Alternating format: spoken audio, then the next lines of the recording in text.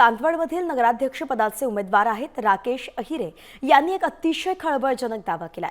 तुम्हाला नगराध्यक्ष बनवतो आणि त्यासाठी 1 कोटी रुपये द्या अशी ऑफर आल्याचा दावा राकेश अहिरे यांनी केलाय। शक्ती ढोमसे नावाच्या व्यक्तीने फोन करून ही ऑफर केल्याचा दावा त्यांनी केलाय, तर साम टीव्ही मात्र या ऑडिओची पुष्टी करत नाही।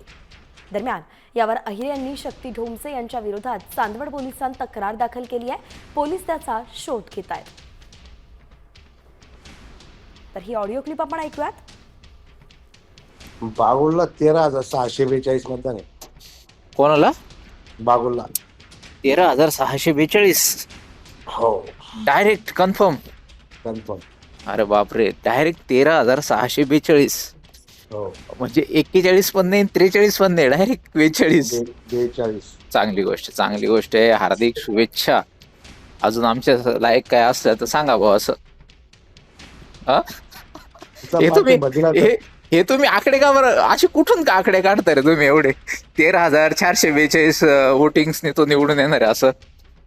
मशीनवाल्याशी बोलणं झालं ना। मशीनवाल्याशी काय बात करतो? मग मी काय म्हणतो, 2-4 लाख रुपये मला देतो, 1000च्या ऐवजी थोडी जास्त दाखवा माझी वोटिंग। 1 कोटी दिले तर तुम्हाला 11,15,000 पर्यंत पोहोचवतो। आई शपथ, 1 कोटी दिले तर 11,15,000 पर्यंत। शक्ती ढोमसे नाव त्याचा मला फोन आलेला।